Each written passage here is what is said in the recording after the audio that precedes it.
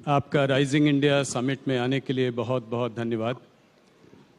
मैं कुछ समय लेके ये बताना चाहता हूँ कि हम यहाँ पे क्या करना चाह रहे हैं, हम क्या करते आ रहे हैं। हम पिछले 4-5 साल से राइजिंग इंडिया समिट कर रहे हैं हर साल। इस साल की थीम थी राइजिंग इंडिया रियल हीरोज़।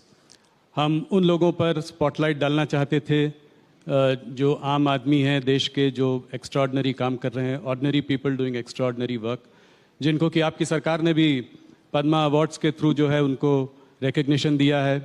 प्रधानमंत्री जी के मन की बात में उन्होंने एक डायरेक्ट कॉन्वर्सेशन ऐसे लोगों के संग किया है। तो सबसे पहला सवाल राइजिंग इंडिया समिट पर मेरा ये होगा कि आप राइजिंग इंडिया को, पिछले 9 साल से आपकी सरकार है, आप कैसे देखते हैं इंडिया राइजिंग को, और इसमें रियल हीरोज़ का योगदान कैसे रहा है? देखिए, ये विगत 9 साल में भारत ने हर क्षेत्र में दुनिया के सामने अपने आप को सिद्ध किया है। चाहे खेल का क्षेत्र हो, चाहे अर्थतंत्र का सुधार करना हो, चाहे डेमोक्रेसी का रियल परकोरेशन करना हो, डेमोक्रेसी को स्ट्रेंथी करना हो, केंद्र और राज्य के संबंध बेहतर बनाकर इसको दुनिया के सामने रखना हो। अनुसंधान के क्षेत्र में भी हमने बहुत कुछ प्राप्त किया है। रक्षा और रक्षा की आत्मनिर्भरता, दोनों क्षेत्रों में शायद आजादी के बाद सबसे ज्यादा किसी एक दशक में काम हुआ है, तो वो ये 10 साल के अंदर हुआ है। देश की आंतरिक सुरक्षा के क्षेत्र में भी कश्मीर, नॉर्थ ईस्ट और वामपंथी उग्रवाद, तीनों हॉटस्पॉट को करीब करीब एक प्रकार से इस पर संपूर्ण प्रभुत्व आज हमारी एजेंसियों का हमने प्रस्थापित कर पाए हैं।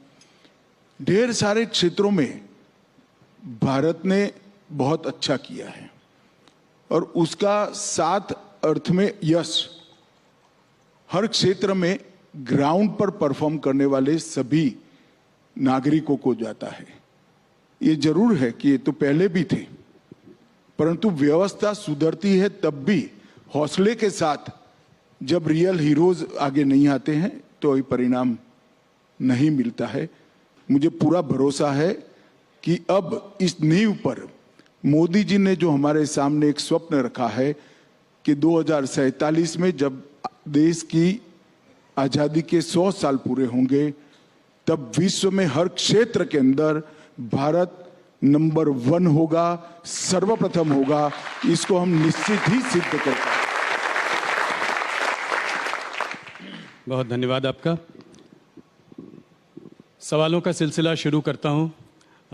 आपसे फिर कुछ महीनों बाद मुलाकात हो रही है और एक दिलचस्प समय पे मुलाकात हो रही है। चुनाव आ रहे हैं और सबसे बड़ा इस वक्त जो सबसे गर्म मुद्दा है वो है राहुल गांधी का मुद्दा। तो मेरा पहला सवाल होगा राहुल गांधी पर। सूरत के कोर्ट से उनका कन्विक्शन हुआ, 2 साल की सज़ा सुनाई गई और तुरंत ही वो डिसक्वालीफाई भी हो गए और आप लोगों ने जरा भी देर नहीं की उनको बेघर करने में। तो इसको आप कैसे देखते हैं? क्या आपको लगता है कि इससे एक सिंपैथी का माहौल भी बन सकता है राहुल गांधी जी के लिए? देखिए राहुल जी, अगर आपने ये पूरे कानून को और सुप्रीम कोर्ट के जजमेंट को जरा स्टडी किया होता तो आप मुझे सवाल ही नहीं पूछते। मगर खैर, अच्छा ही हुआ पूछ लिया, क्योंकि बहुत बड़ी भ्रांति फैलाने का प्रयास कांग्रेसी नेता कर रहे हैं। मैं आपकी चैनल के माध्यम से समग्र देश की जनता को रियलिटी बताना चाहता हूं।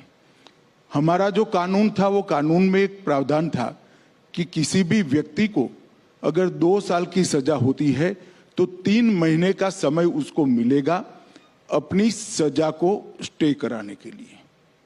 सजा को स्टे कराना और दोष को स्टे कराना 2 अलग बात है। तो दोष को भी स्टे कराना है, सजा को भी स्टे कराना है जी। और हमारे कानून में प्रोविजन ही नहीं है कि जिस अदालत किसी भी व्यक्ति को 2 साल या उससे अधिक सजा करती है, वो दोष पर रोक लगा सकती है। कन्विक्शन स्टे नहीं हो सकता जी, सेंटेंस हो सकता है। अब एक lily Thomas versus union of India का जजमेंट आया है 2013 में। उस जजमेंट में सुप्रीम कोर्ट ऑफ इंडिया ने तय कर दिया कि 3 महीने आपको नहीं मिलेंगे। क्यों देना है? चुने हुए प्रतिनिधि कोई विशेष प्रायोरिटी क्यों एंजॉय करे? जिस क्षण से आपको सजा होती है उसी क्षण से आपकी सदस्यता रद्द हो जानी चाहिए। ये सुप्रीम कोर्ट का वर्डिक्ट है, 2013 का है, जब राहुल जी की माता जी के नेतृत्व में यूपीए चलता था। हम तो दूर दूर तक नहीं थे।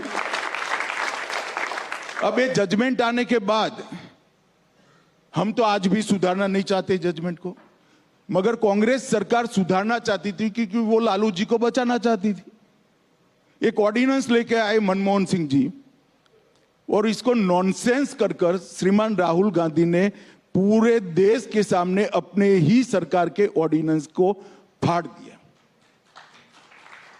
अब उनके फाड़ने के बाद किसकी मजाल थी कांग्रेस सरकार में कि इस ऑर्डिनेंस को कानून में बदले, विड्रॉ कर लिया गया जी। आज अगर वो कानून होता तो वो शायद बच जाते, इतनी हाई तौबा नहीं करनी पड़ती। और दूसरी बात, उन्होंने अब तक अपने दोष पर रोक लगाने के लिए, कन्विक्शन पर स्टे लेने के लिए अपील भी नहीं की है। ये किस प्रकार की एरोगेंसी है? आपको फेवर चाहिए, आप मेंबर पार्लियामेंट बने रहना चाहते हो और अदालत के सामने भी नहीं जाओगे? ये किस प्रकार की एरोगेंसी है? कहां से जनरेट होती है ये एरोगेंसी? कहां से जनरेट होती है?